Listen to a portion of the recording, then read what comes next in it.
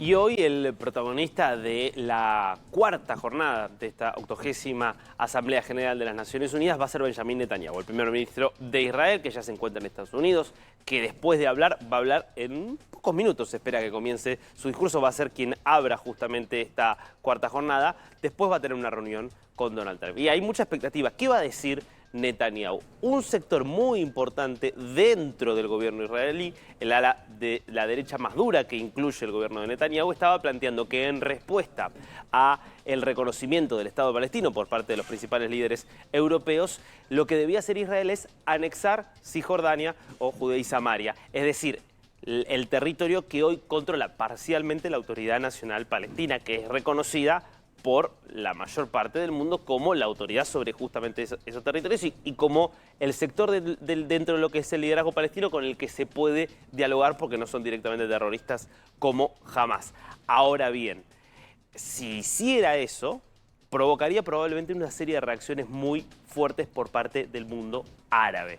Por lo tanto, ayer Trump le marca la cancha a Netanyahu y cuando le preguntan si estaría bien o no que anexe Cisjordania, categóricamente dijo, no lo voy a permitir, Israel no va a anexar Cisjordania. Did you promise leaders this week that you would not allow Israel to annex the West Bank? Is that something that you I will not allow Israel to annex the West Bank. No, I will not allow it. It's not going to happen. Did you speak with Netanyahu about this directly? Yeah, but I'm not going to allow it. Whether I spoke to him or not, I did. But I'm not allowing Israel to annex the West Bank. There's been enough. It's time to stop now, okay? Y me parece importante la parte final. Ya ha sido suficiente, es tiempo de parar. Claramente le está diciendo ahí a Netanyahu, la guerra hasta acá. No debería Israel continuar porque ya no va a poder cumplir con los objetivos que pretende y porque ya el nivel de presión internacional es tan grande que empieza a afectarlo al propio Trump también. Veremos si efectivamente esto da lugar a que Israel termine llegando a algún tipo de acuerdo. Israelí. Llegaba para arrancar su discurso, se escucharon algunos aplausos y luego llegaban las imágenes de una enorme cantidad de gente que se levantó y salió del recinto principal de la Organización de Naciones Unidas. Please, order in the hall. Please, order in the hall.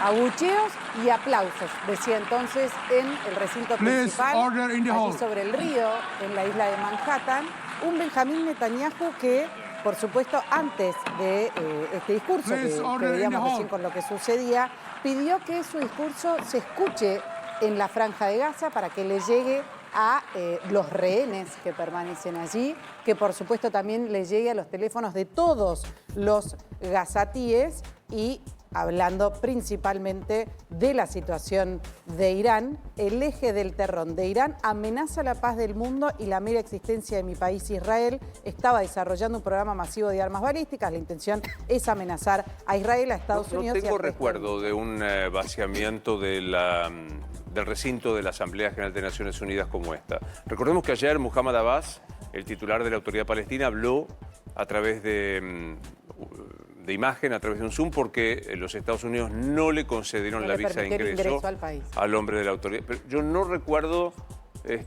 un fenómeno de esto en Naciones Unidas. Estoy tratando de hacer memoria, me acuerdo del mítico discurso de Nikita Khrushchev, plena Guerra Fría, el representante de la Unión Soviética entonces, que golpea con su zapato el escritorio y ahí se va alguien de gente, pero nunca he visto, no tengo recuerdo de este hecho de participar de la sesión de la Asamblea expresamente para levantarte e irte. Es que no la tengo situación política de Benjamín Netanyahu, puertas adentro, no va a ayudar a una situación pacífica. Eso es real, independientemente de lo que pase a nivel internacional y la necesidad de apoyo de varios de los países. Se sabía que algo iba a pasar con el discurso de Benjamín Netanyahu, por eso también es que se empiezan a escuchar aplausos antes de que él haga su ingreso, pero habló principalmente de Irán, pidió exclusivamente que su discurso se escuche en toda la franja de Gaza para que le llegue a los rehenes y así también a los teléfonos de los gazatíes. ¿Cuba le suelta la mano al régimen de Nicolás Maduro en Venezuela? Bueno,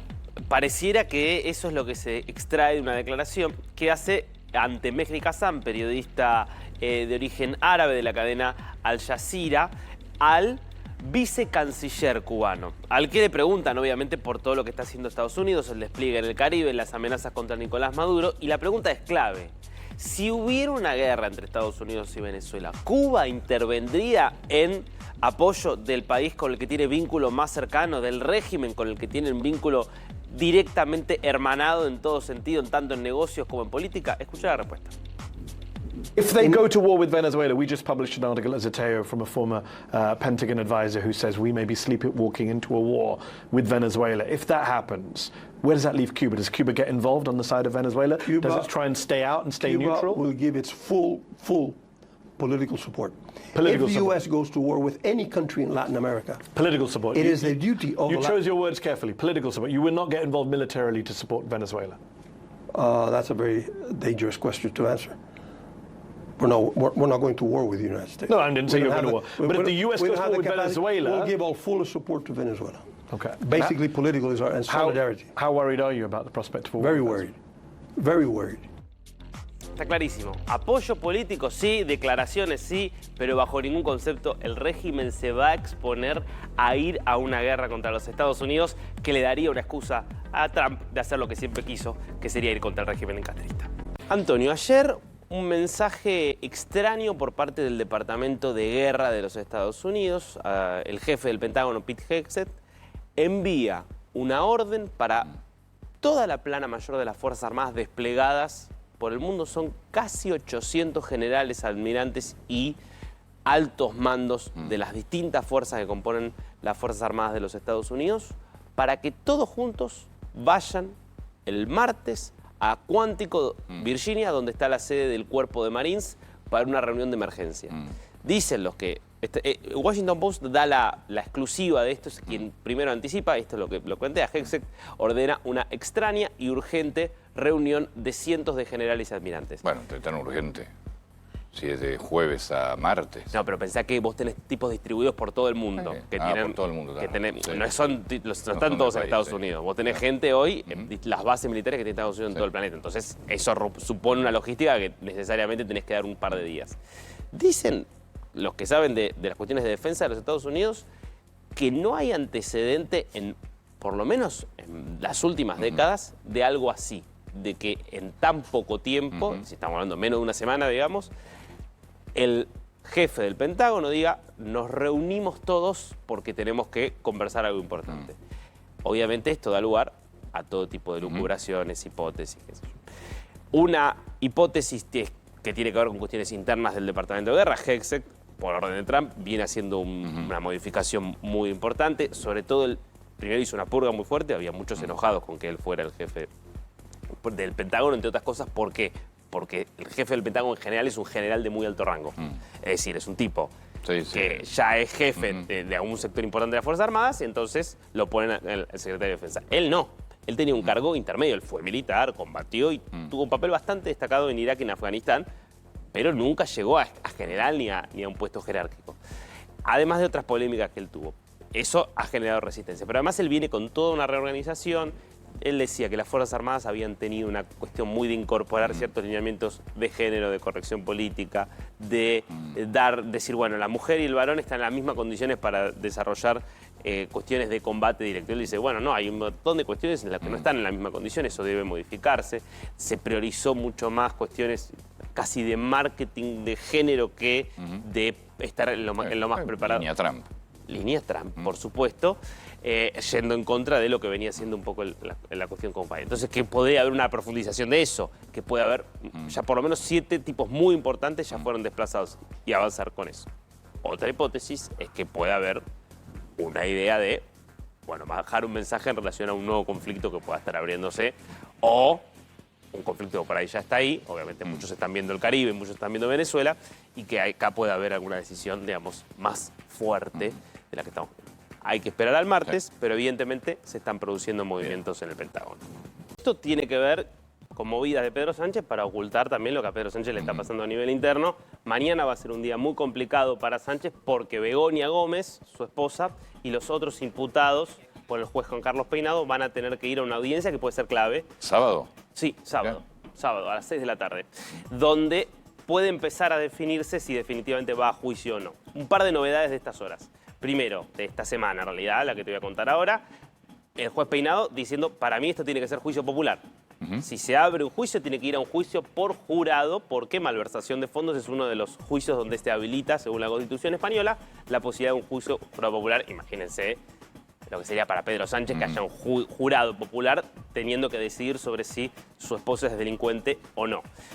Y además, la noticia de las últimas horas es que el juez Peinado le demanda a la UCO de la Guardia Civil, que es la unidad de investigaciones de la Guardia Civil, a que analice más de 100 correos electrónicos entre Cristina Álvarez, que es una funcionaria de la presidencia, y el ex vicerrector de la Universidad Complutense de Madrid, donde Begoña Gómez tenía una cátedra que, por cierto, recibía financiamiento privado de empresas que, curiosamente, habían sido beneficiadas por el gobierno.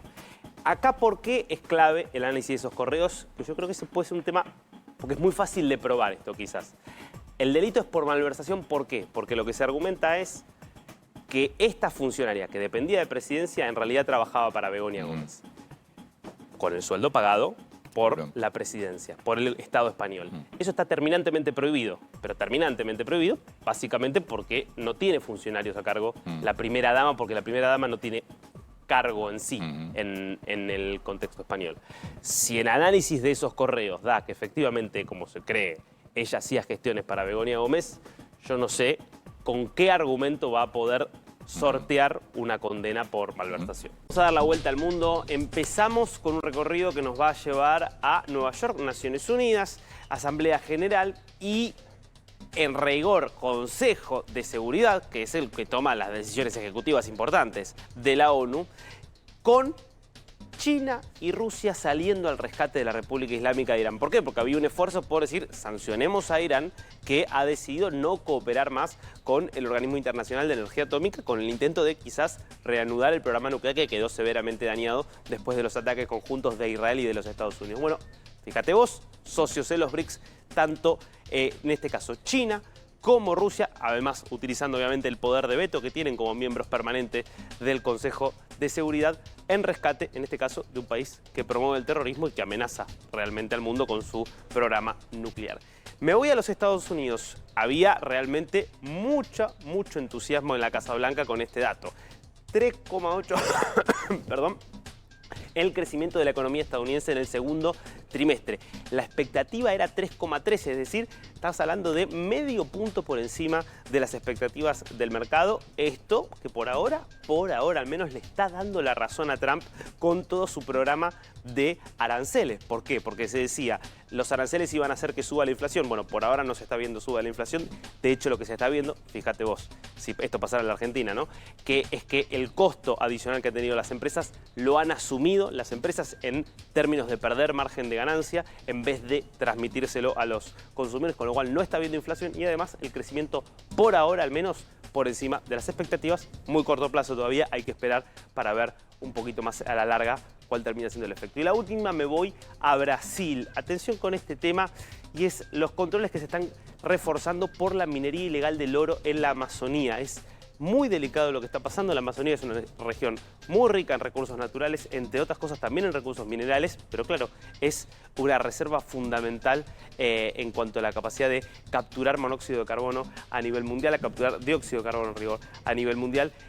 Por lo tanto, hay que preservarlo. Claro, hay tanto interés económico que hay muchos desastres que se están haciendo y el gobierno brasileño tratando de contener un poco.